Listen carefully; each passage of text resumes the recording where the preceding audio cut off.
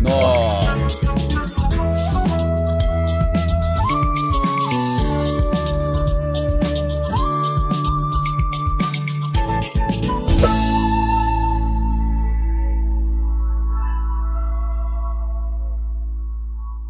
Começando mais um episódio do Gerais podcast com o sotaque mais charmoso do Brasil, que eu tenho o orgulho de ser um dos hosts, junto com meu sócio, Leonardo Goulart. Bom também ou não? Bom demais você. Bom e bonito? Bom, bonito. E Mentiroso. Tem roupa barata na Bem Dizer, hein? Tem roupa barata na Bem Dizer? Até porque tem cupom de desconto. Gostei. Gerais Podcast te dá 15% de desconto no nosso site, bemdizer.com.br. Entra lá correndo, que eu tenho certeza que você vai gostar das coisas bonitas que tem por lá, viu? Boa. Hoje o nosso convidado é o Paulo Leite, que é sociólogo, jornalista provisionado. Atualmente está na Rádio 98 nos programas Central 98, 98 Talks e na Rádio CDL no Rádio Café. Eu sou um ouvinte assíduo da 98. Então, já tive vários contatos com o Paulo ali, inclusive, né? Só ouvindo, o contato não existiu, né? Só de uma forma. Já foi para futebol, inclusive na campanha do Galo, eu lembro de você intenso ali. Paixão absoluta. Né? Vi também já várias coisas no próprio Central, mas no Talk especificamente, é muito de opinião. E eu, né, tava falando com o Breno, como a gente começar esse episódio, eu vejo muito que opinião, quando se pensa em jornalista, pensa muito em intensidade. Né? Então a gente falou até do Galo, a paixão é intensa também, né? E as conversas, assim, quando você dá opinião política e tal, elas sempre vão ficando intensas. Só que intenso é diferente de radical, né? Eu acho que a gente podia partir por aí, porque eu acho que seria um negócio que a gente talvez já tenha ali uma certa convergência, mas a gente queria ouvir mais sobre isso, de quem manda na comunicação mineira, não? Pô, gente, primeiro, obrigado aí pelo convite. É dizer que eu sou fã do trabalho de vocês, acho a lógica da Bem Dizer incrível. Conversar numa linguagem regional com a propriedade que vocês conversam é rico, é legal. Então, Léo, Breno, sucesso sempre, parabéns pelo sucesso. Falar um pouquinho sobre esse tema, que é um tema que eu adoro falar, que é a diferença entre ter opinião e ser radical. Boa. Opinião todo mundo tem. Mas eu não preciso digladiar com você para fazer que a minha opinião prevaleça. Eu tenho que ter argumentos. Então, se eu quero ser um emissor de opinião, pode ser na rádio, pode ser no boteco, pode ser no grupo do WhatsApp da Tia Véia, pode ser em qualquer lugar. Se eu quero ser um emissor de opinião, eu tenho que começar a ter argumentos e ter informação. Uhum. Como a gente está num mundo de opinião e de informações muito rasas, as pessoas, ao primeiro momento em que elas absorvem a informação, elas já querem emitir uma opinião, sem exercer o senso crítico. Porque o que te mantém vivo é senso crítico. Você não sai na rua e atravessa a rua com o sinal fechado para você, porque você pode ser morto. Isso é uma visão crítica. Certo. Você ponderou entre atravessar e não atravessar, e o risco de atravessar te apareceu. Então, você tem um poder de decisão, a sua opinião era, eu vou atravessar, mas você mudou porque você viu que tinha um risco te oferecendo. Uhum. O radical não pensa no risco. O radical ele quer emitir a opinião dele, lasque-se o resto. E ele quer prevalecer com a opinião. Ele não quer colocar a opinião dele em xeque, em jogo, em discussão. A gente começou a observar no mundo uma polarização muito grande entre um tema que é absolutamente superficial, que é direita e esquerda. É um tema extremamente superficial. Porque se você for ver a origem do que é direita e esquerda, o parlamento francês dizia, tem uma votação, e nessa votação os que forem favoráveis a ela vão para o lado direito, os que forem contrários vão para o lado esquerdo. Surgiu a definição de direita e esquerda. Como aqueles que iam sempre a favor eram da direita, eles foram considerados conservadores, ou seja, eu conservo a opinião vigente e me manifesto sempre aqui desse lado. E os que iam sempre para a esquerda passaram a ser diferenciados ou progressistas, porque eles não concordavam com aquela opinião e propunham uma nova opinião. Essa é a origem dos termos esquerda e direita. Hoje tem uma contaminação, e aí quando você fala, por exemplo, em radicalismo, opinião e radicalismo, sempre tem essa matriz da política, que é hoje a mais evidente para a gente, porque essa contaminação hoje faz com que a gente ache que a pessoa de direita é um conservador, cristão, da família, que não permite, que não quer, que não evolui, e o da esquerda é um liberal, solto, irresponsável, que não tem nenhum conteúdo com as tradições do lugar onde ele está. É como nós desenhamos a esquerda e a direita. E isso é falacioso. Eu costumo brincar com o Claré no Central, no Talks, eu costumo brincar com ele que é o seguinte: eu não avalio ninguém se o cara é de direita ou de esquerda, se ele é gordo, se ele é magro, se ele é alto, se ele é baixo, qual é a opção de gênero dele. Eu avalio se ele tem bom caráter e ética. Uhum. Isso, para mim, são coisas fundamentais. E quando eu emito uma opinião, então eu sempre me margeio por isso. Primeiro, a minha opinião vai atingir alguém? Atingir em que sentido? O que eu falar vai de encontro àquilo que a pessoa fala? Uhum. Eu vou quebrar aquela pessoa com a minha opinião? Eu vou emitir um conceito negativo sobre ela? Sim ou não? Sim. Tá. Mas a minha opinião tem fundamento? Tem. É do caráter ético eu emitir a minha opinião porque o que ele está fazendo é alguma coisa que eu não concordo e que fica fora de um padrão ético e de comportamento? É. Então eu falo. Entendi. Então eu falo. Mas eu não falo para me antepor a ele, eu falo para dar minha opinião. E sempre está aberto, porque eu gosto de cavalo, né? Então, cavalo tem uma coisa chamada conjunção. Quando você vai domar um cavalo, você aperta o cavalo para você chegar perto dele, mas você sempre deixa uma porta aberta para ele poder sair se ele não te quiser. Porque senão ele pode te morder, ele pode te dar uma coisa, ele pode reagir de maneira diferente. Com o ser humano é a mesma coisa. Você aperta o cara com a opinião, mas deixa uma porta aberta. Ele tem o direito de falar a opinião dele. Redes sociais já são diferentes, né? Só que a rede social é contaminada. Né? Você pega o Twitter, por exemplo, são 140 toques de ódio, né? O Twitter virou 140 toques de ódio. Quer dizer, todo mundo destila o ódio do ódio. Você dá uma opinião, a pessoa, ao invés de contradizer sua opinião, olha, você está falando assim, eu acho que é isso. Você está enganado por causa disso. E abre a porta para você falar. Não. Você é um idiota, você não... Aí a resposta já vem no sentido da agressão e fecha a porta para a opinião. E pensando na sua carreira, né? Vasta experiência. Por você ser uma pessoa que emite opinião, né? Sempre baseada em conceitos que você citou aqui.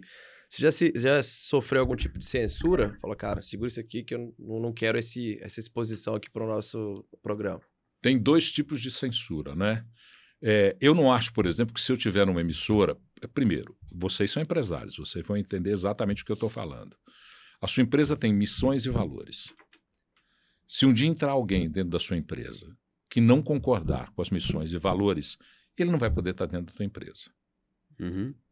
Esse é um primeiro parâmetro para se analisar. Eu sou um jornalista. Eu trabalho, eu não tenho a minha emissora. Eu trabalho para alguém.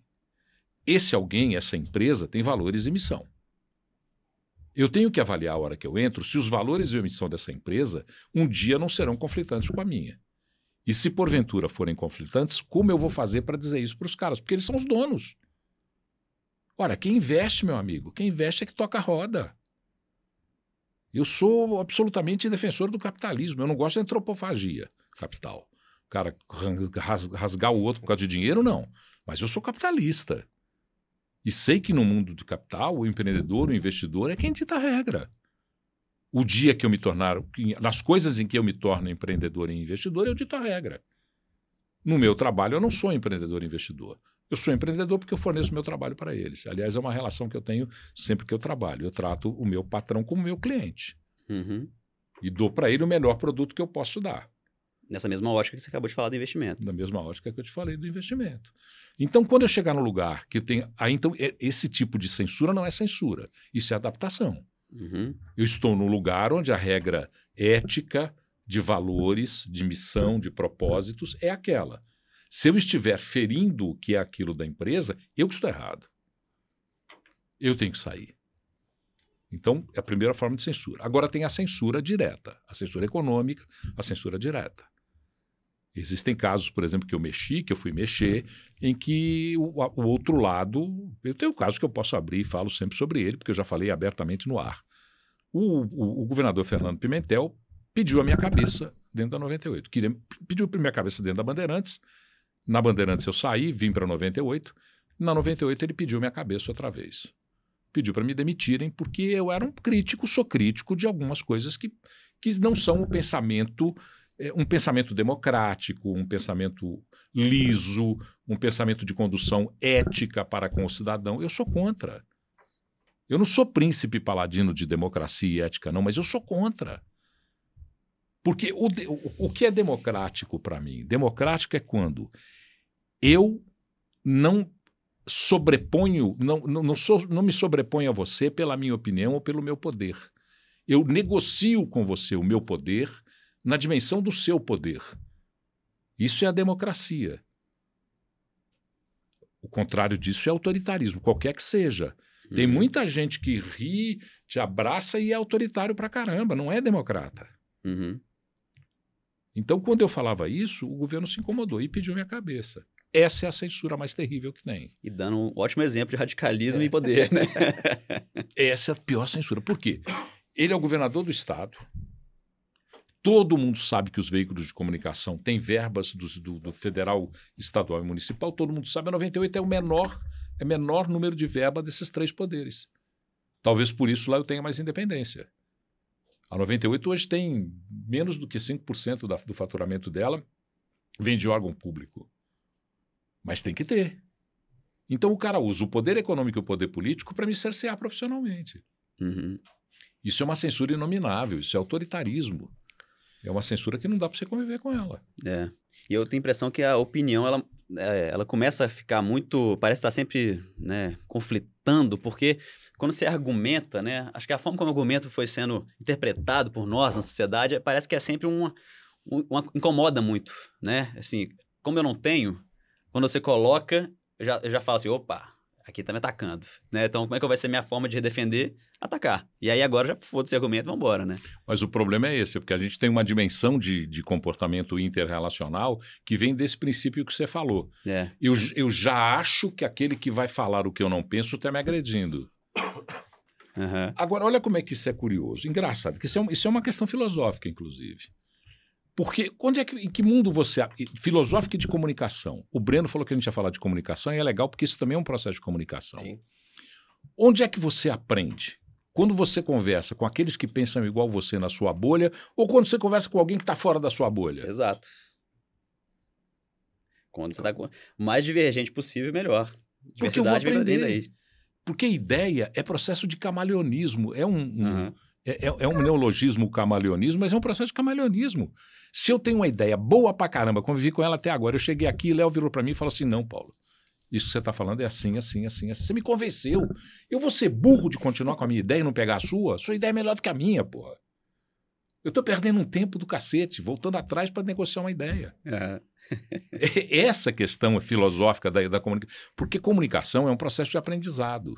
A gente estava brincando um dia lá, o Breno participou do Conectamente comigo com o Fernando Cardoso. E aí a gente estava falando depois, porque a gente participou de uma palestra antes. Sim. No Infovarejo, né? No varejo da CDL, no varejo da FCDL. E eu tô meio cansado dessas coisas motivacionais, sabe? Segura o leão por dia! Eu acho isso uma bobagem do cacete. Ninguém empodera ninguém motiva ninguém. Motivação é interna. Certo. Você tem que ter princípios, você tem que ter valor, você tem que ter desejo para se motivar. Não é um cara dançando, todo mundo para cima, pô, não. Então, eu acho que esse processo de comunicação eu brinco, e não estou desvalorizando a ferramenta, mas eu brinco que é a comunicação TikTok. Ela já existia há mais tempo e continua existindo. Eu vou lá, faço 3 dancinhas e resolvo a vida das pessoas. Uhum. Né? Tem aquele negócio de apontar, né? Sucesso, alegria, felicidade, foda-se. Não é... Exatamente. Não é assim, velho? Então, você é criador de conteúdo, aí o conteúdo que você criou foi esse. Pronto, você entendeu? É isso. Então, eu acho assim, sabe, a comunicação, ela não pode prescindir de argumento, velho. Uhum. Quando eu vou conversar com alguém sobre comunicação, quando vocês vão falar da Bem-Dizer, você vai fazer uma dancinha para falar da Bem-Dizer? Não, a Bem-Dizer tem uma história, velho. Uhum. Vocês construíram lá atrás, vocês descobriram um nicho, vocês se formaram dentro dele, vocês investiram, vocês perderam dinheiro, vocês ganharam dinheiro, vocês adquiriram experiência, vocês têm case, vocês têm sucesso, vocês empregam, vocês transformam a vida de pessoas, então tudo isso é conteúdo. Então o cara quando vai dar uma palestra, por que ele não se preocupa em falar no conteúdo e não, ao invés de ficar fazendo lá frase de efeito, chavãozinho, né? Aí o cara faz uma competição esportiva, ele nunca fez nada.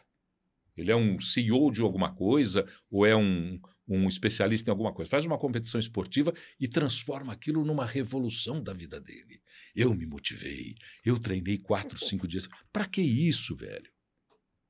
Você não precisa, você faz a competição esportiva para você ser melhor. E se os resultados que você obtiver forem significativos, eles vão ser sucesso. Agora, dá o conteúdo, como é que você fez, qual foi o mindset que você usou, como é que você transformou, o que é que você pensou, como é que você viu o mundo, o que você errou, o que você acertou. Traz a informação, né? Como é que você viu o mundo para transformar a vida das pessoas. Pô, legal. Como você viu o mundo naquele momento, né? Exatamente. O chinês fala para o rio, né? Eu falo para a vida. Diz que você nunca pisa numa mesma água de um rio toda vez que você atravessa o rio. A água é outra. Então você nunca. Eu acho que a vida da gente é assim. Você nunca vive um dia igual o outro. Todos os nossos dias têm pequenas diferenças. Alguns têm grandes diferenças. Alguns têm grandes transformações, grandes tragédias, grandes alegrias, grandes transformações. Então acho que a vida ela não tem uma matriz de vida. Então você sempre tem que lembrar o ponto de partida. Como é que eu saí? O dia que o Breno contou a história dele, estava lá em São Paulo, engenheiro, com outra cabeça, e conversa com você e vai fazer camiseta. Pô, você entendeu? Então, qual foi o ponto? Qual foi o start, o ponto de partida? Quanto que esse ponto de partida pode ser motivador para uma porrada de gente que está precisando ouvir isso que você fez? Criar coragem para transformar, criar percepção do momento. Por isso que eu brigo muito. Comunicação é conteúdo. Tem uma formulazinha que é o seguinte: a boca é a torneira, o cérebro é a caixa d'água. Falar em comunicação, aí, ó. Tá aí a comunicação. A boca é a torneira e a boca é a torneira e o cérebro é a caixa d'água. Certo. Você não abre torneira em caixa d'água vazia, pô. É seca. Sim, gostei dessa aí. Mas é uma analogia que como, total. Meu professor de comunicação, meu professor de sociologia da comunicação, ele falava isso. Ele falava, olha, encham a caixa d'água de tudo que você puder. Toda informação, ela tem que ser processada. Tudo que você vê, a conversa que você tem com o cara na rua, a surpresa que você teve, a alegria que você teve, a observação que você fez no boteco, tudo, a conversa que você teve com a sua namorada, com o seu namorado, com o seu parceiro, tudo é processo de comunicação. Você vai enchendo a tua cabeça para você poder abrir a torneira depois. Mas e num cenário onde nós somos bombardeados por informação? Ou seja, você falou de absorver informação, né? Acredito que com uma quantidade muito grande você não absorva. Tudo bem, né? Tudo bem não, né? É um problema, mas talvez as pessoas ouviriam isso e interpretariam que, então, beleza, vou ficar imerso em milhões de informações o tempo todo, porque aí eu vou estar conseguindo aumentar minha caixa d'água. Mas o começo da minha fala eu falei em senso crítico. Boa. Não há nenhum... Cara, você só pega... Você não põe a mão na chaleira quente porque ela te queimou ou porque sabe que queimou. É senso crítico, é visão crítica. Você põe uma vez, a segunda você não põe. A segunda você não põe, é visão crítica. Então por que você não faz isso com o processo de informação? Por que a hora que você está no WhatsApp da tia véia, a tia véia fala que o chinês vai invadir o mundo através da vacina da Covid? Pô, você tem que ir buscar informação sobre isso. Tem verdade nisso? Tem alguém falando sobre isso? Tem respaldo técnico nisso? Ou a sua tia véia pensou uma matériazinha do jornal lá de Cabrobó da Serra que um cara escreveu e ela pôs lá como verdade? Você embalou nessa? Comunicação é um processo delicado e ela vale para tudo. Vale para tudo. Então, senso crítico falta. Quem está criando e principalmente quem está ouvindo, né? Porque ouvindo a gente tem ação. Pô, Léo, a gente está recebendo informação, pô. Vou usar meu senso crítico para pesquisar e informar, né? Porque se a gente for depender também só de quem está comunicando, ter o senso crítico, a gente fica muito... Duvide sempre. Duvide sempre. Um amigo meu de redação, quando eu comecei a trabalhar com redação de jornal impresso, ele falava assim, tem uma regra em todo o processo de comunicação. São 3 palavras. Apure, apure e apure. A comunicação é um processo igual à mineração. Você pega uma bateia na mineração, tem pedra, tem cascalho, tem sujeira, e tem ouro. Se você não batear, não vem ouro. A comunicação é a mesma coisa, é uma peneira cheia de coisas ali dentro. Você tem que começar a garimpar a informação. E aí você vai usando o teu senso crítico, as tuas experiências anteriores. E é legítimo que você se identifique com a informação que pensa como você pensa. Só não é legítimo você repudiar a informação de quem não pensa como você pensa. Uhum. É legítimo que você diga, eu me identifico com o Léo. A forma como o Léo fala, a informação que o Léo me traz é como eu me identifico. Perfeito. Mas eu não me identifico com o Breno. Eu não quero informação, eu quero a informação do Breno, porque a informação do Léo somada à informação do Breno vai fazer a minha informação. Sim. Sim. Hoje em dia as pessoas falam assim, por que você segue tal pessoa, né? Por que você segue aquele político que eu não gosto, né? Você imagina, por exemplo, que tem dia que eu converso com o Bruno Engler Uhum. e tem dia que eu converso com o Patrus Ananias. Sim. E os dois eu tenho conversas absolutamente legítimas com eles. Porque eu quero saber como é que eles pensam. Eu não posso selecionar nicho de pessoas que pensam como eu penso. É aquela história, ficar dentro da bolha. A bolha tem que ser rompida todo dia, toda hora, para tudo, senso crítico. Comunicação é uma proposta de senso crítico. Eu vejo, por exemplo, e aqui é uma crítica bastante contundente, mas sem nenhum tom de destruição. Eu vejo, por exemplo, tem empresários que pagam uma fábula de dinheiro para uma imersão de experiência. Chega lá, é um... Porra, para andar subir montanha, você não precisa de imersão de experiência, tem que ser alpinista, porra. Você quer viver o adrenalina da montanha? Procura um instrutor de alpinismo. Não é uma imersão de experiência que vai te levar a isso. Você vai aprender sendo esportista. Por exemplo, eu estava conversando com o Cleiton Conservani outro dia, o Cleiton me falando do tanto de empresários que pedem para ele fazer palestras. Por quê? Porque ele é um aventureiro, né, um explorador, que, através de muita técnica, de muita informação, de muita pesquisa, ele passou a ser cada vez um explorador melhor. E tem empresários que chegam para ele e falam assim, então vai na minha empresa e fala sobre tudo isso. Peraí, fala para quem? Uhum. Eu vou dar minha experiência generalizada para alguém? Não. O que é que você está precisando? Vamos fazer um diagnóstico aqui? Sua empresa tem o quê? É pouco motivacional? É pouco engajada? Trabalha em grupos? Não consegue se juntar em propósitos iguais? Porque para cada uma dessas coisas, um cara que tem uma experiência como o Cleiton tem uma coisa para falar. Mas aí ele não vai falar do oba-oba. Uhul, subir a montanha, vamos para o Himalaia, galera. Não, subir o Himalaia é projeto. Você morre se você não tiver projeto. Você morre. Uhum. Então, e isso é que eu fico assim, eu fico pensando, o cara vai e paga uma baba, processo de imersão, R$200 mil, R$500 mil. E morre também. E morre Tem também. esse problema aí. E morre também. Você entendeu? Essa questão que eu acho fundamental. Para você processar a informação, você tem que saber, você tem que filtrar e ela sempre tem que vir advinda de conteúdo. E será que a gente não está num momento confuso em relação a até que ponto é um conteúdo apurado, até que ponto aquela pessoa não tem mais tempo, entre aspas, né? Essas aspas, talvez você vai me falar melhor sobre elas, para apurar, porque a velocidade com que as coisas que são vendidas hoje em dia não permite muito mais apuração, isso numa mídia, né, de massa, principalmente. E a gente ainda está confuso para entender até que ponto eu posso confiar, até que ponto não, até que ponto se eu não compartilhar isso eu estou perdendo tempo. Porque, por exemplo, a gente conversou com alguém aqui que falando, meu pai compartilhava muita coisa de WhatsApp, e aí ele falou assim, não, mas o Breno me mandou. E esse mesmo pai assinava mensagem no WhatsApp. Oi, filha, tudo bem? Assinado pai. Porque antigamente, na época dele, a assinatura tinha valor. Então, se eu falei, pode confiar. Então, se o Breno falou, eu confio no Breno, né? Só que, na verdade, ele não está ainda percebendo a velocidade das coisas. E as coisas estão muito mais, né, nebulosas e irresponsáveis, né? A ponto de não apurar, não ter senso crítico, enfim. E ele está ali perdido nesse meio tempo todo. Eu acho que essa pessoa, inclusive, é muito comum. Né? Ele está atravessando a rua sem olhar para o caminhão. Pois é. Ou então ele acha que está olhando, mas talvez está vindo do outro lado também. O caminhão vem do outro lado.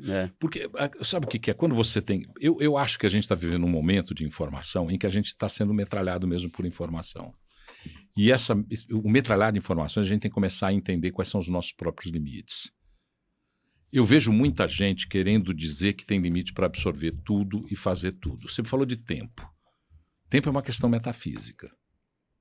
Te convenceram que o dia tem 24 horas, que tem 1 hora tem 30 minutos e que 1 minuto tem 30 segundos. Isso é um convencimento metafísico. Estabeleceu-se um convencimento comum a partir dessa situação. Tempo é uma coisa que, se você não souber administrar, ele vira o seu dono. Então, quando eu digo, eu não tenho tempo para fazer seleção nos processos das coisas que eu estou adquirindo, ou que eu estou absorvendo, ou que eu estou transformando, e de maneira irresponsável eu continuo fazendo, eu posso morrer. Sim. Ordenar as coisas, porque eu acho que a gente está vivendo num mundo, não é... Eu tenho 68 anos de idade, não tem nenhum saudosismo, porque eu sou muito sintonizado. Eu sempre me sintonizei muito com as coisas, eu sempre gostei de perceber o que as novas gerações querem, o que elas fazem, o que elas percebem. Não é para virar o coroa novinho, não. É para entender o que é o mundo, pô. Eu estou vivendo num mundo onde eu sou minoria. Certo. Uhum. Entendeu? Eu sou uma minoria no mundo, eu estou indo para o final, então eu sou minoria. A maioria está aqui, chegando, transformando, fazendo. Eu tenho que entender o que esses caras estão fazendo. Porque eu estou vivendo no mesmo mundo. A não ser que eu um dia me isole desse mundo, vou ser ermitão, vou virar no outro canto e pronto. Mas enquanto eu estiver aqui produzindo, transformando nesse mundo, eu tenho que entender o mundo todo. Uhum. E eu vejo as novas gerações, elas não querem mais não querem mais perder tempo para observar as coisas. Elas querem fazer. É uma geração de maker. Imediato, né? Tudo. Uhum. Como você tem velocidade, como você tem a velocidade da juventude que transforma, você pode fazer muita coisa e errar muita coisa. Só que a partir de um tempo, hoje, por exemplo, quando eu erro, eu estou diminuindo o meu tempo para o final. É mais... É mais visível o impacto, né? Não, eu faço conta de subtração. Certo.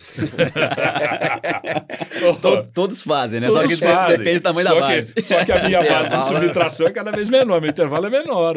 Certo. Eu faço conta de subtração, cara. Então eu vejo isso, eu vejo que é preciso a gente entender que a gente tem que contaminar as pessoas, claro, com velocidade, com informação, com dinamismo. O dinamismo é a proposta, a melhor proposta para se transformar um mundo, é o dinamismo. Só que você não pode ter, em virtude do dinamismo ou em detrimento do dinamismo, você sair fazendo as coisas sem pensar. Uhum. Porque você deixa um rastro de destruição para trás. E você vê isso na política, você vê isso na economia, você vê isso nas relações. Né? Eu estava vendo outro dia o cara me contando que ele tem 3 filhos.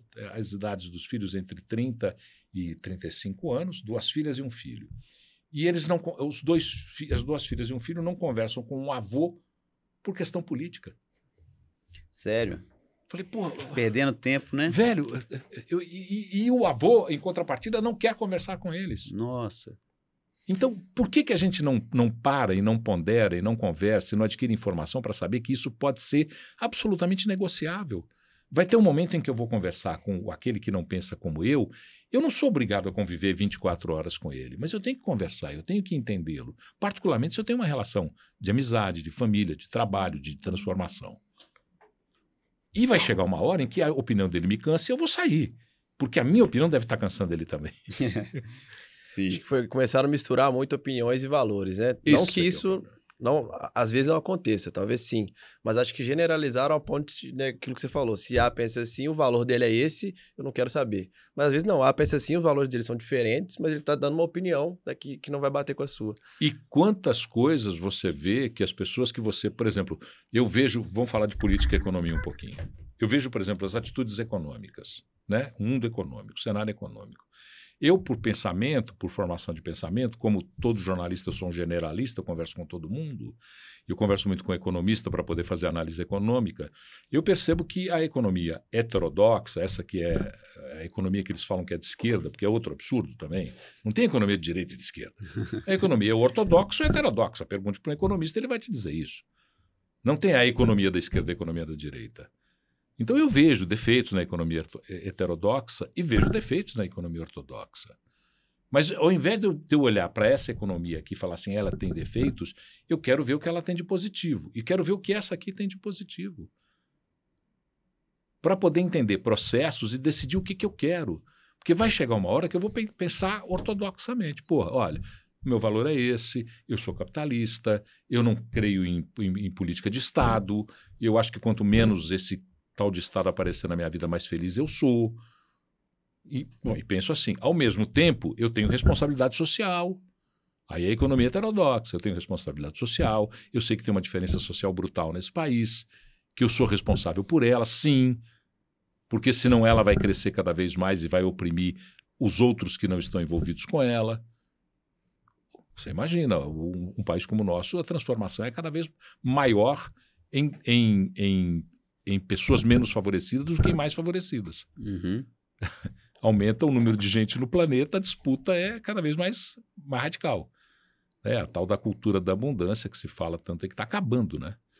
Nós estamos vivendo um período em que não vai ter mais abundância. Pelo menos você está indo nas tendências de minimalismo, né? Então talvez seja uma saída. Hoje as pessoas que pensam em economia criativa, colaborativa, transformadora, já pensam nessa realidade.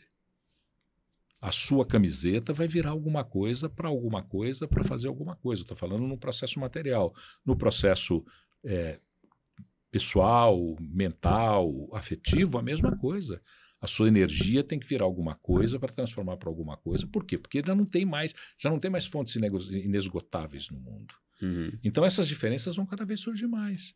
Se eu não conseguir entender que desse lado tem coisa boa e desse lado tem coisa boa, eu não consigo perceber a dinâmica do mundo. Eu fico para trás, eu fico preso num padrão único. Né? E aí a pessoa grita, eu quero liberdade, mas está preso no padrão, velho. Que porra de liberdade você quer? Ah, não, eu sou a favor da liberdade. Dentro do que ele gosta. Peraí, liberdade é a minha liberdade e a sua liberdade. E vai chegar uma hora que as duas vão bater de frente. Ou vão se confrontar. E talvez vão, principalmente porque as duas vão chegar também sem querer ouvir, né? Exatamente. Criou-se a barreira. Pensando nessa mídia mais tradicional, né? Pensando em TV e rádio, você acha que esse senso crítico, essa informação lá é mais... Então, tá mais apurada? O senso crítico é maior? Porque acho que quando a gente olha para redes sociais, essas coisas, a gente sabe que não. Mas lá, você sente isso? Eles prezam muito pela informação? Também não. Eu acho que a gente está... Primeiro, nós estamos vivendo um dilema muito grande, porque aquilo que é chamado de mídia tradicional, ela vai estar deixando de existir no contexto do tradicional. Né? Eu brinco muito com meus amigos jornalistas mais velhos, quando a gente sai para beber, nós tínhamos a commodity da notícia. Uhum. A notícia era minha. Monopólio. Velho, eu apurei, ninguém sabia, eu conversei com um cara que ninguém conhecia. Hoje em dia, se o cara me contar uma história qualquer e eu não for apurar rapidamente, tá na rede social antes de eu piscar o olho. E é isso que eu até citei mais cedo ali, né? Assim, você fica até meio que na ansiedade de soltar antes de apurar, porque vai que você perde, né? A mídia tradicional tá morrendo. Só que eu acho que tem que adaptar um pouco do que tem a mídia tradicional. Eu acho que ela não tem esse senso crítico apurado, não. Até porque como a mídia social, como a mídia tradicional tá diminuindo de tamanho, ela tá deixando de ser criteriosa porque ela precisa de audiência. Sim. Quando era grande, você perdia uma parte da audiência, não fazia tanto efeito. Ela é menor. Perder uma parte da audiência faz efeito. Então ela vai se adaptando, sendo menos criteriosa, querendo ter a velocidade da rede social. E não dá para ter, porque na rede social, se eu, Paulo, chegar lá e falar uma coisa que é um absurdo, eu deleto minha conta. Vou para minha casa, deleto minhas contas, acabou. Uma mídia tradicional não pode fazer isso, aquilo está perenizado, perpetua aquela informação.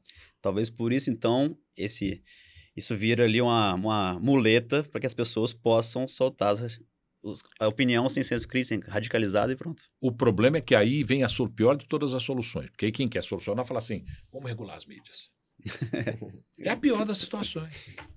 E pior que, se você for pensar, né, é uma saída, de certa forma, né?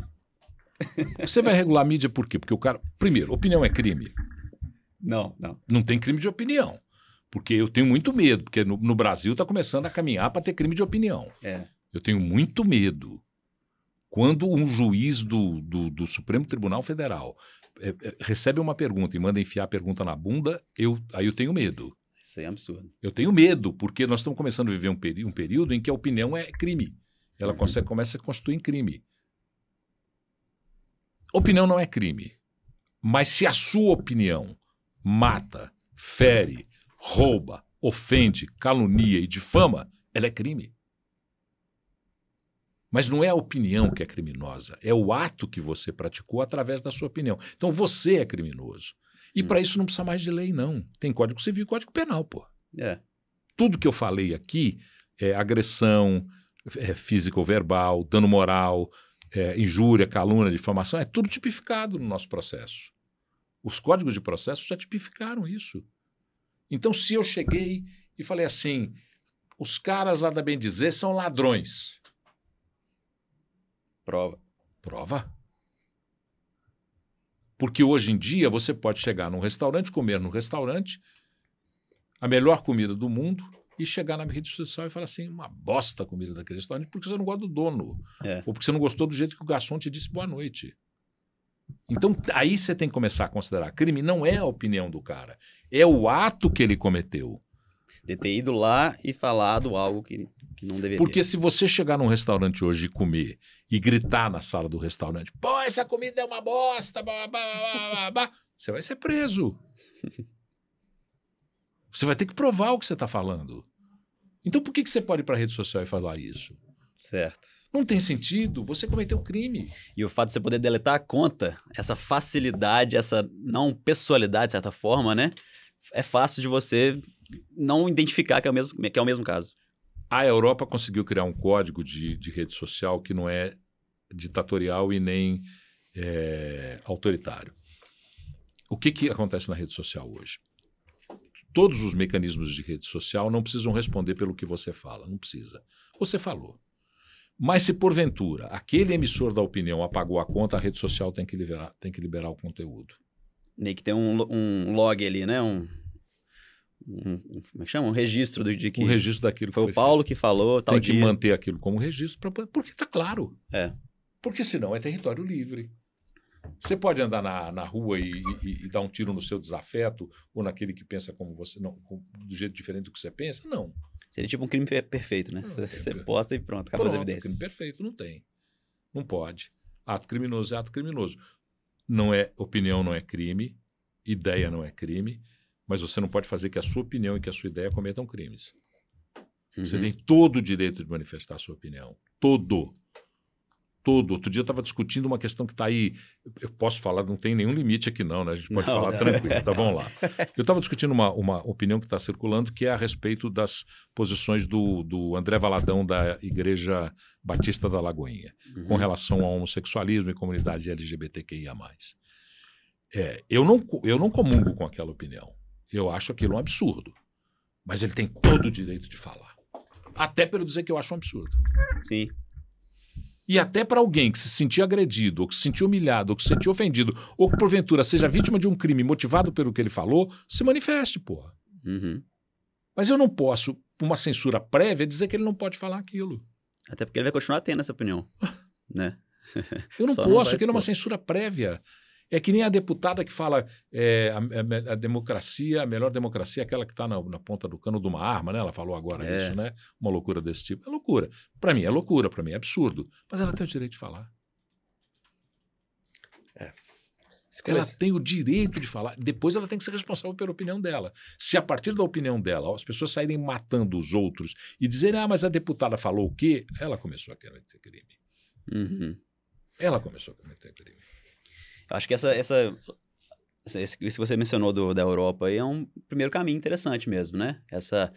Esse caminho único ali. Então, o Paulo tem essa conta, está registrado. É a responsabilização. Pelo menos responsabiliza, né? Porque atualmente você cria lá uma conta com a cara de gatinho no Twitter, que inclusive é uma terra de ninguém maluca. Agora chama X, mudou o nome. X, mudou de nome agora, X. E ele falou que vai matar todos os pássaros.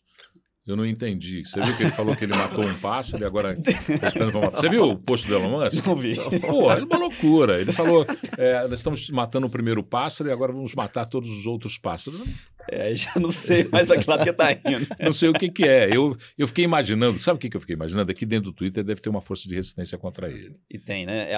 Aquela woke generation lá. É, o Woke Generation, que é uma força de resistência contra ele. Ele deve estar identificando esses caras como os caras afiliados ao pássaro antigo. Ele matou o pássaro, ele quer matar os outros.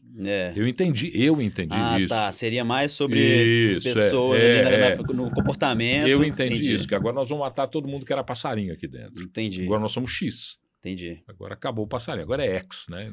Acabou o passarinho. Entendi. Agora as redes sociais eu acho que têm que ser dinâmicas mesmo. Eu não tenho essa... o Telegram, não sei o quê. Meu amigo, o Telegram tem conta que vende arma. Tem conta que fala de pedofilia. Tem conta que fala de abuso de mulheres. Comercializar armas no país sem ser credenciado é crime. Pedofilia é crime. Racismo é crime. Abuso contra as mulheres, crime. Então essas pessoas têm que ser identificadas como criminosos, e ponto. E já está previsto nos códigos todos. Eu não preciso criar um processo, um tribunal de julgamento da internet para dizer... E quem é que vai dizer? É o ministro da Justiça que vai falar para que o que eu falei é criminoso ou não? É um conselho? É Big Brother? 1984, George Orwell. Porque é isso que a gente está caminhando. Sim.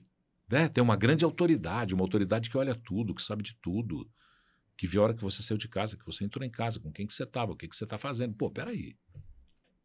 Livre-arbítrio é a primeira prática de liberdade do ser humano. A principal de todas. É o caminho da escolha. Hoje, por exemplo, no Central, eu falei uma coisa que depois aí veio um monte de gente me chamando de criminoso no WhatsApp da rádio, e aí tem os mais conservadores do ponto de vista da religião, que eu estava incentivando o crime. Eu falei, não, você tem todo o direito de ser criminoso. Só que se você for criminoso, você vai responder pela lei. Pronto. Acabou. Escolha. É o senso crítico de atravessar. Voltamos ao senso crítico de atravessar a rua. É o que você falou, né? Essa pessoa que está emitindo opinião, se essa opinião for afetar alguém, for penalizar alguém, ela tem que ser culpada, né? Então, se ela não externaliza aquilo, vai passar desapercebido e talvez o impacto seja maior do que ela dando aquela opinião e sendo penalizada por isso da posse. Porque essa questão que é fundamental. Quando eu vejo alguém falar assim, o cara não pode falar sobre isso porque a opinião dele mata. Não, a opinião dele não mata. Esse poder limitador a gente tem que perder, Breno. A gente tem que deixar de ser um Buddhismo da sociedade. Nós somos uma grande revista de fofocas dos outros. Nós temos que parar com isso. A tua vida é tua vida, velho. Você leva a tua vida, e a partir do momento que a tua vida, vivendo como você vive, não me fere nenhum preconceito, nenhum preceito da minha liberdade, você não feriu nenhum preceito da minha liberdade, você não me agrediu, você não me impediu, você não me canulhou, não me jurou, não me falou, faz o que você quiser. Viva a sua vida. Eu estou vendo muito os iliberais, né? Agora tem liberal que é o iliberal. Ele é liberal econômico e não quer o poder do Estado. Mas costumes, não. Tá. Pô, que liberal é esse? Que liberal é esse? É porque chegou um certo momento que ficou meio confuso mesmo ali, conservador com liberal e direita. Né? Liberal, ele é liberal de costumes. O princípio do liberalismo, inclusive, é liberal de costumes, cumpre o estrito senso da lei. Lei é lei. Se lei for ruim, nós temos que juntar e mudar. Lei é ruim, vamos pegar 1 milhão de assinaturas, vamos lá e vamos mudar.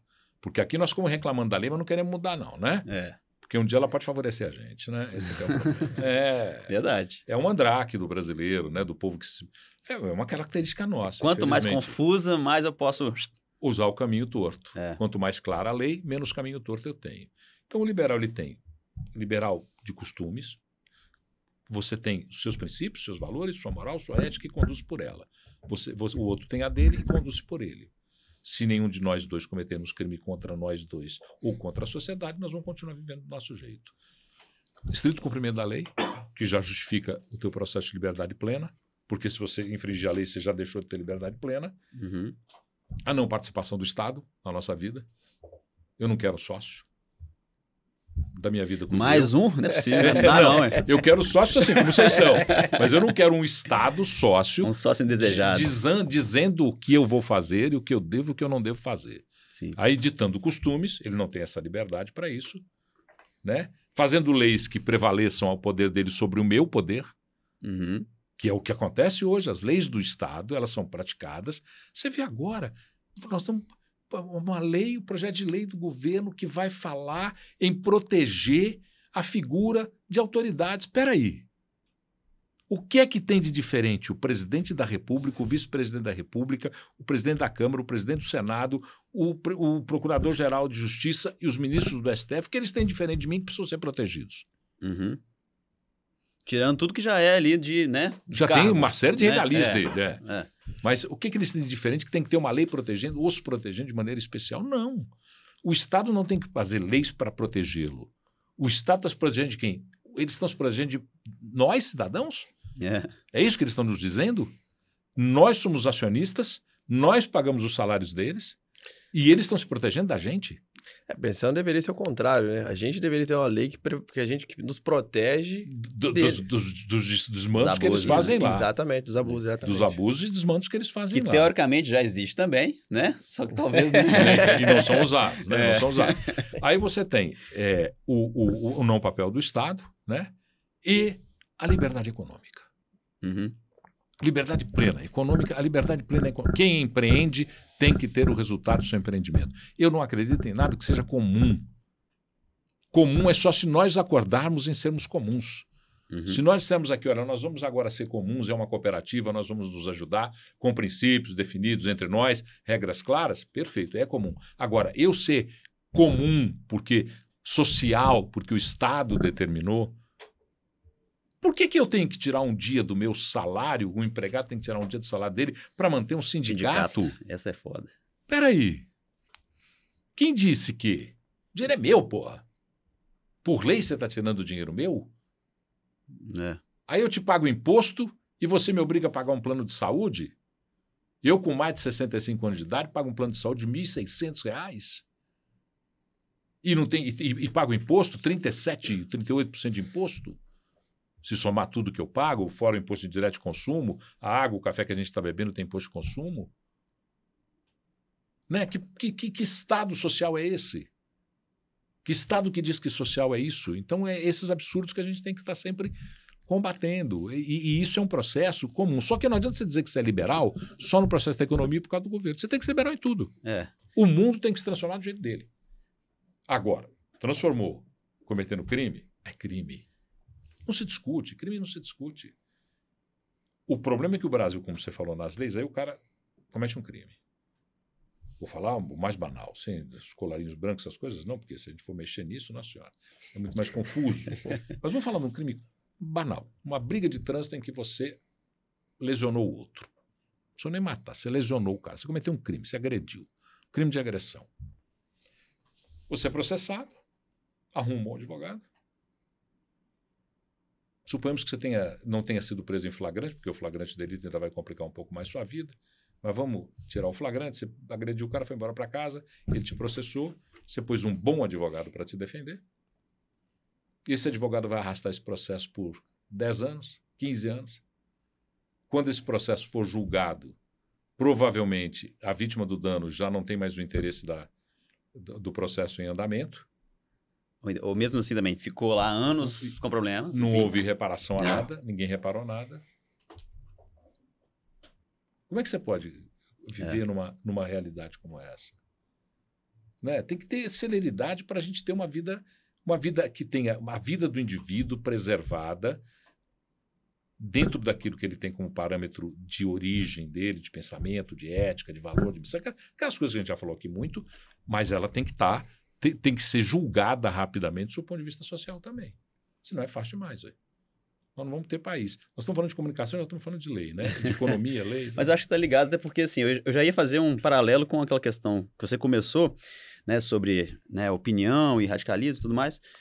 Porque quando você está errado, incomoda, sabe? E você não... E faz parte desse processo de diálogo, né? Acho que você está querendo dizer que a comunicação, ela é multilateral, né? Não adianta só soltar ali, né? Quantos lados tem uma mentira, uma verdade? 2, pelo menos. Não, tem mais. Ué. É? Tem o meu, o seu, o dele e a verdade verdadeira. Certo. Uhum. É tão diferente. Não dá. A verdade tem 2 lados. Isso, se alguém se ofender com o que eu vou falar agora, isso não, se for, pelo amor de Deus. Não, isso é a moral cristã que nos impõe. A verdade tem 2 lados, o bem e o mal. Certo. Peraí. Cada verdade estabelecida, ela foi criada por uma série de opiniões. A minha, a sua, do Breno, a deles, a do mundo, a de 1.000 pessoas, 2.000, 2 milhões, 3 milhões, 100 milhões. Se não foi uma mentira contada 1000 vezes que Se virou não verdade. foi que uma mentira contada 1000 vezes, como é que é a mentira e a verdade do mentiroso, né? Pronto. Mas porque às vezes a verdade não existe, existe opiniões, né? Existe o fato. Isso, certo. E existem opiniões. A verdade para um é diferente da verdade para outro, se a gente for levar para o lado de opinião. E o Então aí próprio começa a fato ficar tem confuso interpretação isso também, né? Sim. Ou não tem? Tem, ué. Né? Claro que tem. Eu tenho o meu Vocês, ponto de vista. Ué. Quando eu olho uma coisa... Ué, você olhou um beijo na rua. Quantas variáveis e vertentes você pode pensar sobre aquele beijo? Beijo, que é uma coisa... Beijo, um beijo. É. Você tem milhares de versões de opinião, de jeito, de entendimento, de processo. Estou falando de um beijo, hein? Vamos falar de outro... Qualquer coisa a partir do beijo vai ser a mesma relação de pensamento. Né? Uma batida de trânsito na rua. Se descer os dois têm razão. Sim, sim. E se você tiver 50 pessoas observando, cada uma delas vai falar uma coisa. É. Você acha o caminho para, assim, né? Porque hoje a gente sente muito isso, a gente vive muito isso, esse medo, às vezes, de dar opinião, né? E de ser realmente crucificado por uma opinião X ou Y. O caminho seria realmente esse senso crítico na absorção da informação. Saber separar e saber respeitar o próximo. Você entende que seria isso? Uma sociedade mais leve, né? Que tenha menos opiniões de estimação, né? Porque hoje em dia as pessoas têm opiniões de estimação, né? Eu penso desse jeito, não me interessa saber se o outro pensa do outro jeito, e se o outro pensa, foda-se o resto, e se o outro pensa do outro jeito, ele é um criminoso, ele não vale nada, ele é um vagabundo, ele é... Né? Outro dia, como é que o cara falou para mim? Outro dia, eu estava na fila do supermercado, aí uma mulher fez alguma coisa que era uma transgressãozinha pequena, talvez tenha pego um produto e substituído o produto, uma coisa assim, aí ele virou e falou assim, é petista. É que pode, né? Eu olhei para ele e falei assim, peraí, mas o seu ponto de vista, quase que eu... Você falou? Não, eu fiquei pensando assim, quase que eu fui falar para ele, né? Eu falei comigo mesmo ali, falei, o ponto de vista desse sujeito é que aquela pessoa que errou tem uma vertente de pensamento e que aqueles que pensam como ele pensa não erram. Uhum. Que paraíso esse cara vive? Você já viu aquele termo de atalho para virtude? Atalho para virtude. Quando você automaticamente cria a narrativa que você é mal e eu sou diferente de você, então eu sou bom. Né? Então já tem a virtude de bondade ali. Você facilmente. já estabeleceu o critério. É. Se aquele que faz aquilo que eu não quero ou que eu não faço é o errado, eu virtualmente estou certo. É. O que é uma mentira. Essa é uma mentira crônica. Porque você está certo para quantas pessoas? Porque o certo para mim, quando a pessoa fala assim para mim, isso é uma verdade absoluta. Eu falo, opa, o mundo inteiro pensa desse mesmo jeito? Porque para ser absoluto tem um termo. Absoluto é um termo, absoluto é uma palavra. Ou banalizar o termo. Ou banalizar o termo, ou então, porque uma verdade absoluta é os 8 bilhões de habitantes da face da Terra pensam como aquele cara pensa. Isso é absoluto. Só na probabilidade é difícil, né? 1 em 1 bilhão já começa a ter que somar, já demora. Não tem jeito, pô. É uma loucura isso, é uma loucura plena. E eu acho que e tudo isso começa num processo desvirtuado de comunicação. Para responder a tua pergunta, eu acho que a gente só vai se livrar disso quando a gente tiver uma sociedade mais leve, uma sociedade mais compreensiva, mais empática, mais permissiva, mais observadora do que o outro quer. Isso não quer dizer que eu estou aqui pregando que todo mundo tem que ser liberal, sair na rua pelado, não. Tem os que querem sair pelados, tem os que acham ruim sair pelado. E o que quer sair pelado tem que conversar com quem acha ruim. E quem acha ruim tem que conversar com quem quer sair pelado. Porque não tem jeito, não tem outro jeito de estabelecer um processo de comunicação. Se nós não tivermos a leveza de pensar que nós temos que, primeiro, parar de recrudescer, parar de ter esses embates idiotas, né? Porque o meu pet de estimação é melhor do que o seu pet de estimação. E a gente discute em tudo, né? Exatamente. Tudo. Eu gosto de camisa preta e odeio quem usa camisa branca. Acho que a gente foi construindo aquilo ali sobre ter razão, né?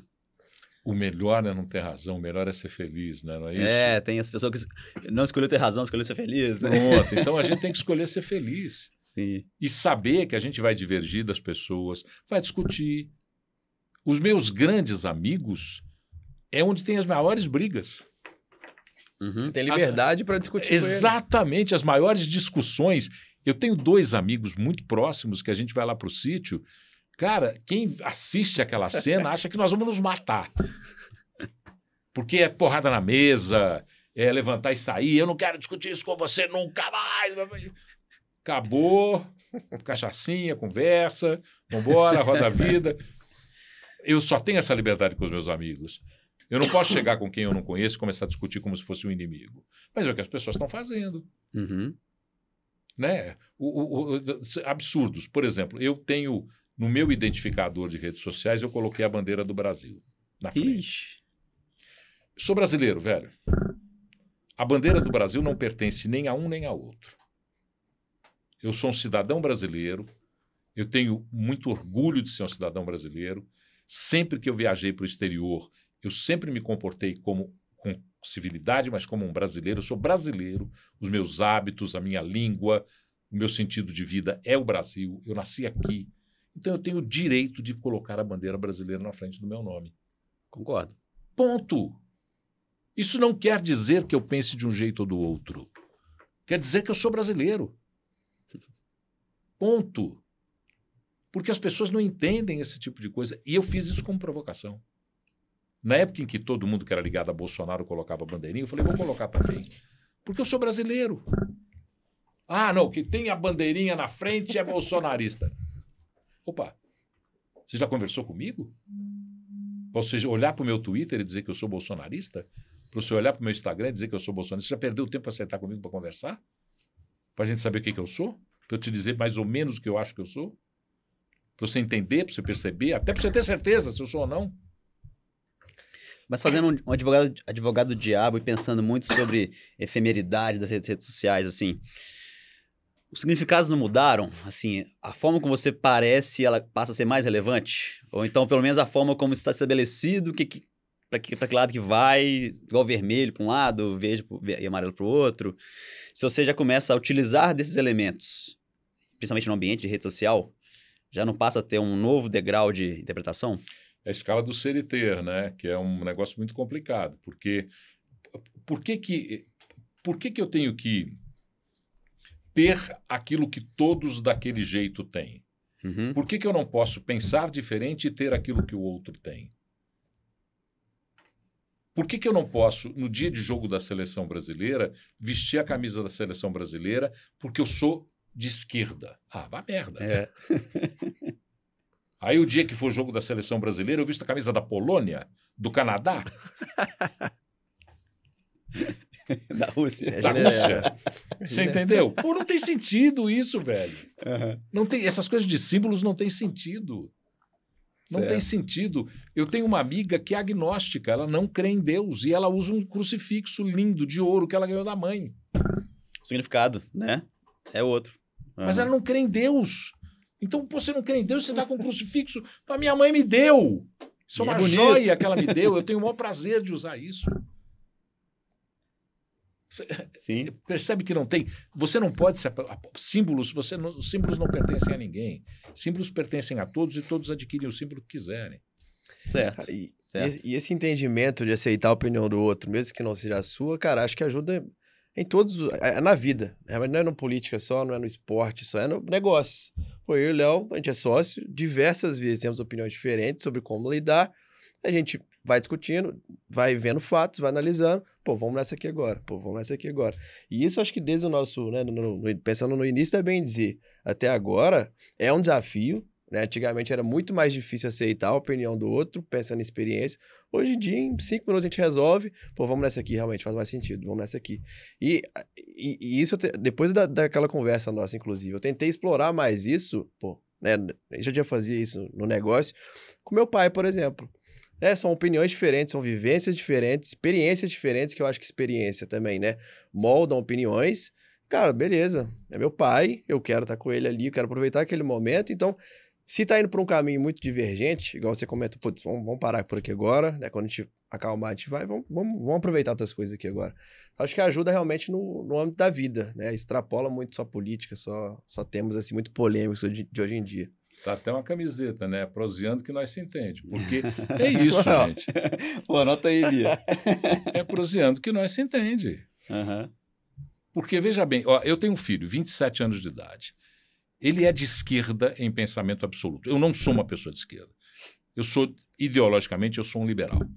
Então, eu já me configuro assim, sou assim, não acredito em alguns propósitos da esquerda e nem em alguns propósitos da direita quando são radicais. Quando a direita tem opiniões que são permeáveis às minhas, eu claro que acredito. E quando a esquerda tem, claro que eu acredito. Mas isso não quer dizer que eu esteja invalidando as opiniões das pontas, não. Eu tenho um filho que é de esquerda. Eu me sento para conversar com ele a hora que ele quiser e comecei a mostrar para ele que ele também tem que fazer isso, porque ele se irritava e saía. Eu falava, não se irrite, não. Se você tem argumento, vamos embora. No tom de voz normal, sentando aqui, você fala, eu falo. Tem hora que você vai dar uma gritadinha comigo, eu vou dar uma gritadinha com você para a gente mostrar que o de nós tem um pouco mais de razão. Já é outras teorias. Emoção é importante. Porque aí tem a coisa territorial, né? Uhum. Não tem jeito. Nós somos seres gregários, vivemos em grupo, mas somos indivíduos. Então, nós somos territoriais também. Nós somos em grupo, mas territoriais. Então, não tem jeito de você ficar... De vez em quando você tem que falar, peraí, pô. Não é bem assim, não. Tá impor um pouco a tua opinião. Ou talvez quando a pessoa ultrapassa também, né? Às vezes... então quando você quer criar o limite para o outro. Perfeito. Mas eu converso com ele e é o que você falou, tem hora que não dá. Nem para ele, nem para mim. Tem hora que eu sei que ele está incomodado e tem hora que ele sabe que eu estou incomodado. Muda de assunto. Falar de música, de futebol, de vida, de qualquer outro. Muda de assunto, eu mudo de assunto. Quando é assim, eu falo, vamos mudar? Tchuf. Vamos falar de música, vamos falar de não sei o quê. E depois de uma hora a gente volta e fala de política outra vez, fala de economia outra vez, fala de pensamento, de ideologia, do jeito que quiser. Eu não me recuso a conversar com ninguém. Eu só não consigo conversar com quem prega violência. Uhum. Se você disser para mim que para você viver você tem que exterminar o outro, eu não converso. Que aí a conversa também não ia adiantar, né? Chega um momento que não ia adiantar mais. E quem tem a capacidade de exterminar o outro tem a capacidade de me exterminar também. Ué. Perigoso até. Não vou ficar proseando com quem diz que quer matar o outro, porque eu sou o outro também uma hora, né? Uma hora eu posso ser eu o outro, né? Eu vou ficar discutindo com ele, eu vou ter que ter, né?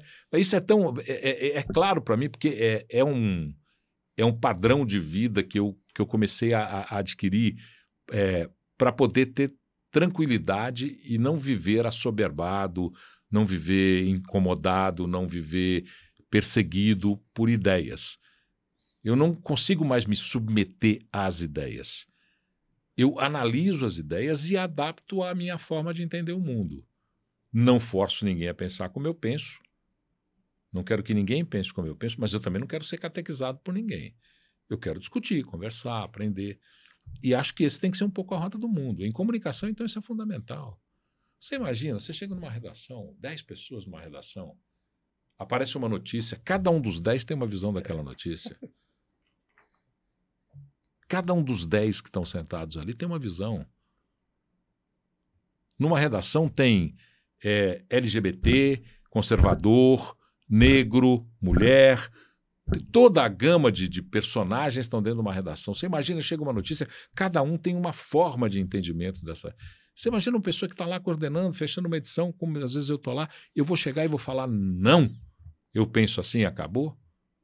Deixa o caldeirão ferver. E a hora que o caldeirão ferver, você vai com a concha e pega o melhor pro teu prato. Concentrado, né? Concentrado, ué. É verdade. Mas ué. Não pode, isso tem que funcionar para tudo. Sim. Para tudo.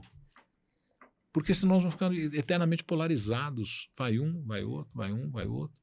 Aliás, a gente podia deixar de eleger mitos, guerreiros, pais da pátria, salvadores. A gente precisava deixar de eleger esse povo e começar a eleger gente eficiente, gestor público. Isso aí eu concordo, viu? Né? Gente que tem pensamentos transformadores, que não precisa falar de costume para mim, porque eu nunca vou ser igual a ele. Ele não precisa falar de aborto comigo.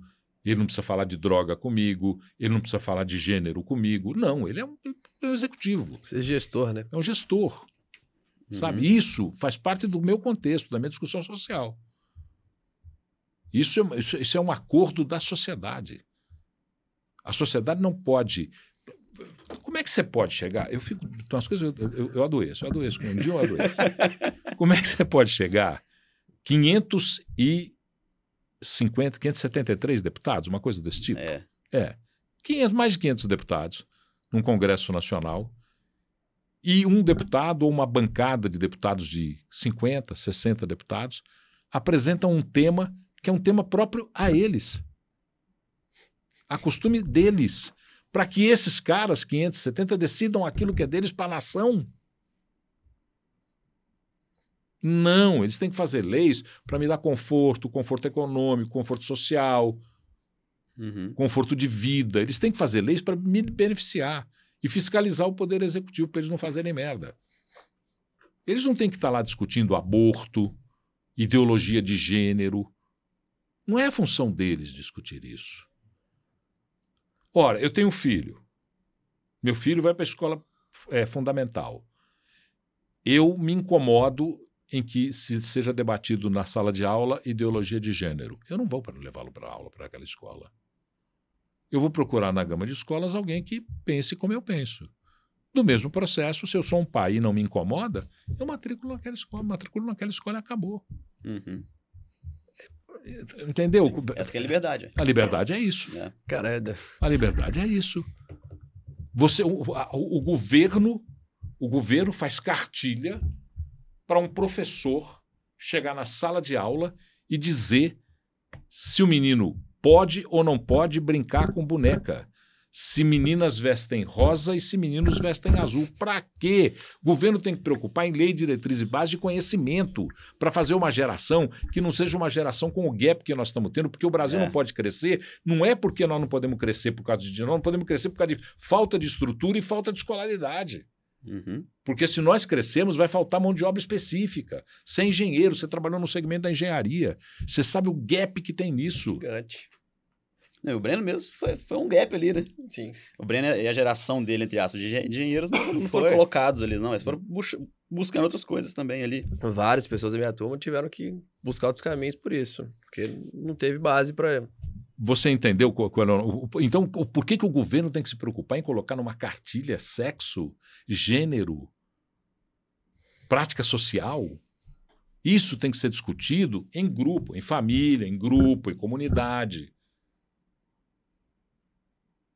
Aí sim simplifica a discussão para a sociedade. Aí a sociedade decide por ela. Porque ela já tem códigos suficientes para poder decidir. Volto a lembrar os códigos de processo penal e civil que estão aí para proteger todo mundo. E o direito comercial que está aí para proteger todo mundo, protege todo mundo. Não há nenhum incômodo, eles protegem tudo. Tudo, até se esse grupo que decidiu alguma coisa transgredir. Para virar teia tão grande que aí você começa a aproveitar ali, aí você tem que criar outras coisas também, você fala, vou ganhar mais nesse lado.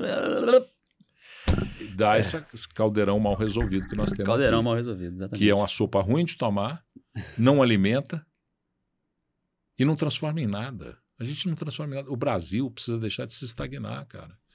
Nós vamos ser gerações transformadoras. Vocês, por exemplo, propõem uma transformação, estou falando aqui para elogiar vocês mesmo, vocês propõem uma transformação que é uma transformação de inteligência. Vocês estão preservando uma tradição, de uma linguagem, de um idioma, de uma forma de relação das pessoas. O mundo precisa de transformação, o mundo precisa de gente que transforme. Crítico, meu amigo, tem muita gente. Tinha que diminuir imediatamente o número de críticos do mundo. Essa geração de críticos, ela tem que... Porque hoje em dia, a melhor profissão do mundo é me deixar na esquina tecendo crítica, fazendo coluna crítica. Eu vou ganhar dinheiro igual água, vou falar mal de todo mundo. e sobreviver lá na frente. Então, o mundo precisa de gente que transforme. Isso é fundamental. E a comunicação precisa de gente que tenha visão crítica. E comunicação não é propriedade de jornalista, não é propriedade de quem é professor de comunicação, não. Comunicação é propriedade do povo. O cidadão, o povo, cada indivíduo tem o direito de exercer comunicação plena. Uhum. De chegar, por exemplo, para mim lá na rádio e falar assim, eu não concordo com isso que você está falando. Não é jogar pedra na rádio como jogaram na época da eleição. Não é ir lá apedrejar porta da rádio com pedra porque achou que a rádio estava com um viés e uma vertente de pensamento. Não é isso. É ir lá, bater na porta, procurar pelos canais normais, incomodar um pouco na rede social, mandar um e-mail para a rádio, Abrir o seu canal. abrir o seu canal de comunicação correto, sem agressão, Uhum. você não precisa disso, para conversar e falar. E do mesmo jeito a gente tem que exercer com todos. Porque eu vejo um monte de gente que desce o cacete na Rede Globo, mas vê novela e Big Brother. Não, é porque aí Então, convém, né? Então, peraí. Então, se a Rede Globo é um lixo, ela é um lixo para tudo. Sim. Não tem coisa boa no lixo. No lixo tem detrito. É isso que a gente tem que pensar. Sim. Que eu não gosto de falar que aula, mas que prosa, viu? Cara, Pô, é prosa que é bom. Como é que é? Prosiano que a gente? Porque a gente se, Que a gente se entende. prosiano que a gente se entende, ué, né? Junto dos bons que a gente E fica melhor, já falava Guimarães Rosa já no seu texto lá, que é fantástico, que é rico. Boa. Temos que encerrar, passar a régua, até porque, né, senão, se deixar aqui... Ô, vamos marcar um boteco, se vocês já se Vamos. conhecem há mais tempo. Bora, vamos marcar um Eu boteco. era só Vamos, tomar ouvinte uma. mesmo. Boteco é lugar das melhores conversas do Né? mundo. O Botequim é uma instituição que deveria ser preservada, canonizada. Aham. Botequim, e outra coisa, hein? Eu não conheço nenhuma outra cidade do mundo. Eu, graças a Deus, dei uma boa viajada no mundo. Tinha um período que eu trabalhava para viajar e dei uma boas viajadas pelo mundo. Não há boteco melhor do que os botecos de BH. Sim. BH é a capital interplanetária do boteco. isso deveria ser uma verdade absoluta. Essa é uma verdade absoluta. Muito bem, então vamos encerrar com essa que foi ótimo. Eu encerrei de outra forma, mas você mereceu. Foi muito bem. Paulo, muito obrigado, cara. Valeu, obrigado, gente. Foi ótimo mesmo. Quem ouviu aqui tem certeza que gostou, né? Mas replica isso tudo para todo mundo, né? Vá Compartilha. divulgando, compartilha com todo mundo sobre essa conversa, que espero que instigue alguém a cada vez mais ouvir mais, dar opiniões de forma embasada, né? E, ao mesmo tempo, ser mais aberto, mais crítico, menos conflituoso. É isso que nós precisamos. Valeu, turma. Paulo, Valeu, gente. fala sua rede social que eu acho que a galera vai querer te acompanhar, com certeza. É Paulo Leite MG em todas elas, mas o Twitter me caçou o Paulo Leite MG por opinião. E eu criei o Paulo Leite BH de sacanagem. Boa. Show de bola. Boa. Valeu, turma.